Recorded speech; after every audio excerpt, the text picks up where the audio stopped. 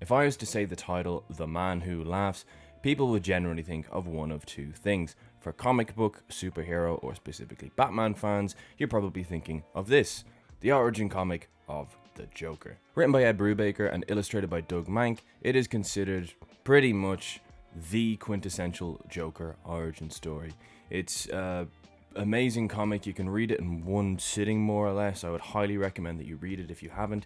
And if you haven't even gotten into comics, it's actually pretty great because it's almost a direct sequel to Batman Year One, which is also a very brief read. And if you read those two back to back, you're hooked. That's what happened to me. That's how I read comics. However, that is not the case for everybody. If I was to say the expression, the man who laughs, some of us would actually think of what we covered on the Golden Hour Film Podcast this week, The Man Who Laughs, the 1928 horror classic from Germany. Yes, it is an adaptation of a Victor Hugo book, which I have not read, which I will not be covering in this video, because I think it's safe to say that the 1928 movie has somewhat socially eclipsed the book that it was based on. Now, the two things that kind of link these two are obviously the titles and, of course, the Joker. Yes, this 1928 German silent expressionist film is coined as being the movie that inspired the look of the Joker. Supposedly, the three guys who came up with the Joker, Bob Kane, Bill Finger, and Jerry Robinson, all agreed, because they didn't agree on much, they all agreed that the look of Gwynplaine, the man who laughs from the film, is exactly where Joker's famous grin came from. Supposedly, Bill Finger had a book with a photograph of Gwynplaine in it. He put it down on the table, pointed to it in front of Bob Kane and goes, "That's the Joker." And then we got the Joker, who we got in Batman issue 1 in 1940, and the rest is history. And this comic shares the same name. I think it's just a homage, if anything, because it couldn't be more different thematically, story-wise, characters-wise. They're polar opposites. Therefore, the question of who did it better is a little bit tricky. It's kind of hard to compare the two. So what am I going to do? I'm going to do what I was taught in 5th year English. I'm going to contrast instead. Yes, hello, I am Harry from the Golden Hour Film Podcast, and welcome to another Man Who Laughs video. Yes, so pretty much the film that we covered on the podcast on Friday, this hopefully goes out on Sunday if I have enough time to edit it, stems from a book, but as I said, we're not talking about it. And in this film, Gwynplaine is a very sympathetic character. He has his famous grin, not by his own devices or by his own choice, although neither does the Joker, because Gwynplaine, when he was a child, was attacked by a group called the Comprachicos, still don't know how to pronounce that, who basically surgically cut a permanent smile into his face. And then as he grew up, he was basically treated, as they would call him in the film, as a sideshow attraction, the man who laughs, or the laughing man, they actually call him in the film. I don't know why it's different in the title. Conrad Veidt's performance is absolutely incredible. It's by far the best part of the movie. And as I said, he's incredibly sympathetic. Now, funnily enough, the Joker, we also touch on in the comic, also didn't want to have his big smile. Now, that was a result of an accident, possibly, because without getting into crazy spoiler territory for the comic, because I seriously think everybody should read it, especially with Joker 2 Folie à Deux coming out soon, I think it's safe to say that it's heavily alluded to that the Red Hood might just be the Joker. He is. Maybe. No spoilers. Most of the things that we know about the Joker are in this comic, but however, it is still worth the read because it's done so in a very interesting serial killer procedural. Is it a graphic novel if it's quite short? I don't know. Graphic novella? Is that a thing? I think one thing that they do similar is they both have pretty dark overtones. They are both dark. With the silent film, it's very sad. It's very bleak.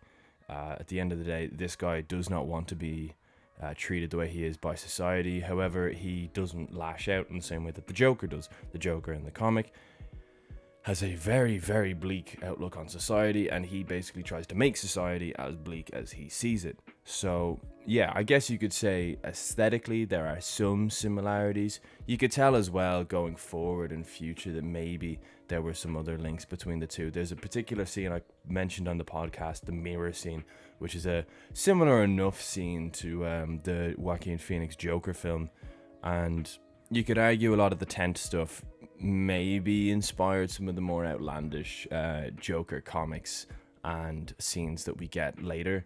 But if we're saying strictly just based off the two Man Who Laughs, I think thematically and I think atmospherically they are both very dark, and you could certainly link the two of them there. But as far as motivations go with the two characters, I think they both take their pretty dark, bleak goings on in their lives, and they go very different directions. And as a result, Gwynplaine is a far, far, far more sympathetic character. He is literally the protagonist of the film. He is hated on by society for how he looks, but he doesn't lash out or anything. He's just a pretty insecure guy, and he lives a pretty sad life. It's a beautiful performance from Conrad Veidt. Whereas again, as I said with Joker, yeah, he's a bit more bitter. It's safe to say he's a bit more crazy. He's quite chaotic, is our Joker. He's quite chaotic. I think if we're talking pacing, it's pretty difficult to compare such a short comic to what is admittedly a much slower, longer, silent film. But if we're talking pacing, there is no comparison. It's lightning fast with the comic. There's basically the Joker has come around. He's the first of the outlandish villains to arrive at Gotham. It's just after Batman's first year. Joker has set his sights on lots of famous people in Gotham, lots of powerful people, lots of high up people, and he is planning on using his laughing toxin to kill them. At the very, very beginning, I think it's okay to spoil that because it's like the first page. Captain at the time, Gordon, and Batman stumbling across a warehouse full of bodies, which is full of people who have Joker's grin on their face. And yeah, he basically has been testing this toxin out on people, which he is now planning on using citywide. It's a really interesting, basically a thriller comic, as Batman has to race against time to catch the Joker whilst also figuring out his motives, which, you know, we know with the Joker, he thrives on chaos, but in this instance, he actually does have somewhat of a motive, although it is also chaos, definitely. He is definitely driven by chaos. He's quite chaotic, is our Joker. And yeah, it's a rapid read. You literally get it done in one sitting, and it's fantastic. I thoroughly recommend it. Whereas the film, yeah, it's a bit slower. It is a bit slower. And I'm a guy who loves a lot of silent films, but for me, The Man Who Laughs is, I wouldn't put it top 10 silent films that I've seen. It's got an incredible Conrad Veidt performance, and I love him. He's also in The Cabinet of Dr. Caligari, which is also covered on the podcast, and that's a film that I absolutely love. One of my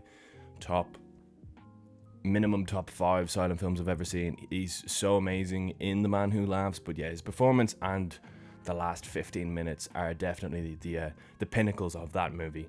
It's much slower, but many would consider it to be an essential silent film, and, you know, don't just take my opinion. Take Shane's as well. We both think it. No, I'm joking. Seriously though, watch the podcast. We get into far more detail on the pacing and the reputation that the film has. Because yeah, the film has a pretty monstrous reputation. It is a pretty huge silent film when it comes to the critics and the experts and directors. They laud this film. So, hey, maybe we're in the minority for thinking it's not an absolute masterpiece. I think it's very good at points. Overall, I think it probably averages out as a good silent film. However, if we're saying who did it better, I genuinely think there's no comparison. This comic is essential if you like Batman. This is an essential read, and I thoroughly recommend that anybody gets it. It's not expensive. Go to your local comic shop as well and buy it. Keep them going. Love my local comic shop, although it is like 45 minutes away, but I love it dearly. And yeah, that's where I get my comics, Sub City. But yeah, obviously, regardless of like who did the Joker better, because one is clearly just the Joker and one is basically only inspired the Joker through his looks, through the amazing makeup work of Jack Pierce. Shout out him, he's an icon. If we're saying who did the Joker better, obviously the comic, but I think as a piece of media in general, it's hard to compare such a short comic to a longer silent film, but if I was to compare the two, I think it is safe to say that the comic is, for me, far superior.